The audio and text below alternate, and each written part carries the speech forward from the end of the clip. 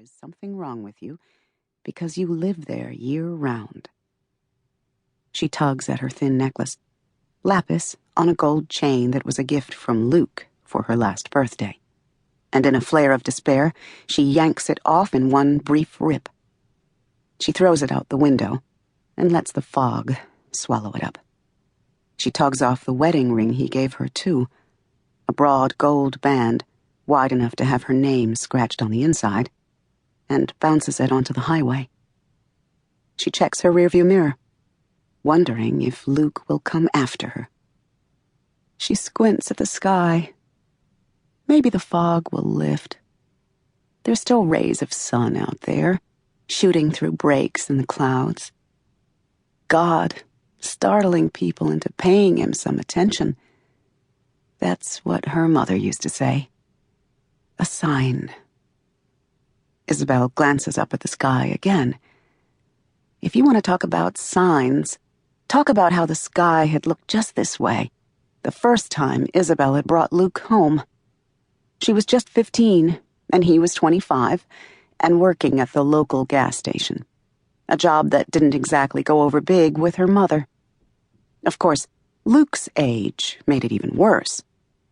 She was so in love. It was like being insane. She couldn't breathe when she was near him, couldn't eat or sleep, and her brain felt rewired. Luke was the one who cleaned her mother's windshield without leaving a single smear, who put gas in the car and checked the tires and the shocks. She knew his name because it was embroidered in red on his pocket. He had a green bandana that he wore like a headband in his long, glossy hair, and he always rolled up his sleeves so Isabelle could see his muscles.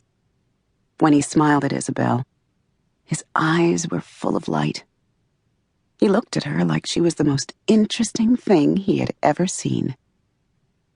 When her mother was paying inside, he told Isabelle that he wanted to go live on the Cape, right by the ocean, and he almost had enough money to do it. He had asked Isabelle for her phone number and suggested they go to a movie. "Not on your life," her mother said, coming up behind him. "She's way too young for you and way too smart, and she's going to college to be somebody." Keeping her eyes fixed on the road, Isabelle opens the glove compartment and takes out the St. Christopher medal her mother gave her, needing its reassurance. Impulsively, she loops it around her neck. Nora, her mother, would be stunned to know that Isabelle had kept it. That, in fact, this necklace is something she truly treasures. Everything had seemed like a wide-open road back then. And of course that was before she knew that everything she had ever hoped for was impossible. "Safe travels," her mother had told her, fastening the chain about Isabelle's neck. Even though Christopher's sainthood was stripped a long time ago, even though Isabelle no longer believes in saints. Isabelle and Luke came home one evening when Nora was supposed to be at work at the library.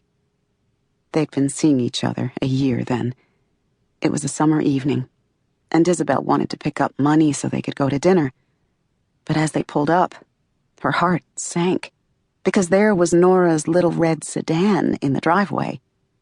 "She's at the cops," she said, trying to stay light. And then as they got closer, she saw all these bright bolts of color scattered across the front lawn. "What the fuck?" Luke said. He started to laugh. "Is this her way of spring cleaning?" he said.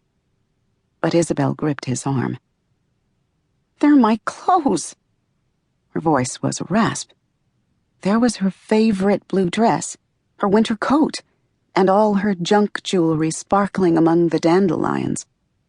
Her shoes were thrown on the bushes, her straw hat on the walk, her St. Christopher medal gleaming on the lip of the lawn. The yard was a Jackson Pollock of clothes.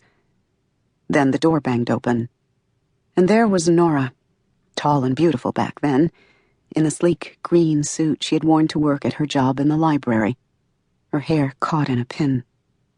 Her arms were full of clothes, and she stared hard at Isabelle and Luke, then opened her arms so the clothes tumbled out onto the front steps.